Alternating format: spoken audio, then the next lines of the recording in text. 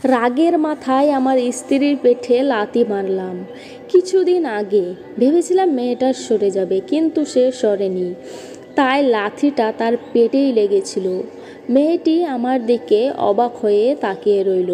চোখ দুটো থেকে পানি পড়ছে, কিন্তু আমার ভয়ে কিছু বলার সাহস পেল না। আমি ভয় পেয়ে গেলাম আমার বাচ্চার যদি কোনো ক্ষতি হয়।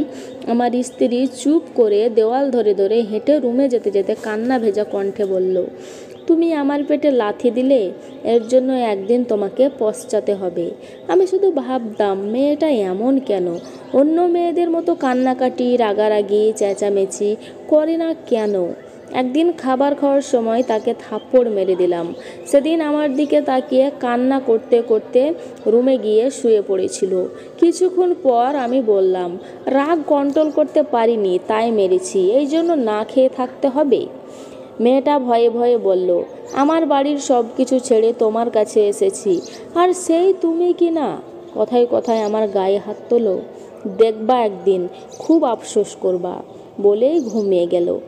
স্পষ্ট দেখতে পেলাম চোখ দুটো থেকে পানি পড়ছে। দেখতে দেখতে মিমের ডেলিভারির সময় চলে এলো। একদিন রাতে আমার স্ত্রী আমাকে বলল, আমাকে একটু জড়িয়ে ধরবা, খুব কষ্ট হচ্ছে। আমি কিছুটা রাগমুক্ত হয়ে বুকে নিলাম। ও বলল, শোনো, ডেলিভারির পর যদি আমার কিছু হয়ে যায় তাহলে আমার বাচ্চাটাকে তুমি দেখে রেখো। আমার মনের মধ্যে কেমন যেন ব্যথা করে উঠল। আমি কথাটা শুনে কিন্তু বললাম, ঠিক আছে, দেখে রাখবো। আমার স্ত্রীর ডেলিভারি হলো। ডাক্তার বলল, আপনার ফুটফুটে মেয়ে হয়েছে, কিন্তু খুবই অসুস্থ মনে হচ্ছে। বড় ধরনের আঘাত পেয়েছে পেটে থাকা অবস্থায়। আমি গিয়ে মেয়েকে কোলে নিলাম। একদম আমার স্ত্রীর মতো দেখতে হয়েছে। হঠাৎ করে মনে হলো আমার স্ত্রীর কথা। আমি ছুটে গেলাম তার কাছে। দেখলাম আমার স্ত্রী খুব অসুস্থ। আমার হাতটা ধরে বলল, মেয়েদের প্রেগনেন্সির সময় কষ্ট দেওয়াটা মেয়েরা কখনোই ভুলে না। আমাকে শেষবারের মতো একটাবার জড়িয়ে ধরবে।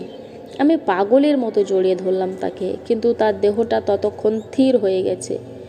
ডাক্তার বলল, প্রেগনেন্সির সময় ওনার পেটে গুরুতর আঘাত লাগায় এতদিন ধরে উনি ধীরে ধীরে মৃত্যুর দিকে এগিয়ে গেছেন।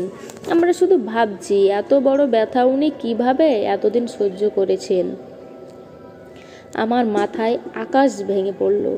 আমার স্ত্রী কোথায়, আমার ভালোবাসা কোথায়। আমার কানে শুধু বাজতে লাগলো, তুমি আমাকে লাথি দিতে পারলে, দেখবে একদিন খুব পস্তাবে। তবে কি এই কষ্টের কথা বলেছিল আমাকে? এখন আমার মেয়ে আমাকে বলে, আমার মায়ের মৃত্যুর জন্য তুমিই দায়ী। তাই তো বড় বড় কবি গুরুজনেরাও বলেছেন, রেগে গেলেন তো হেরে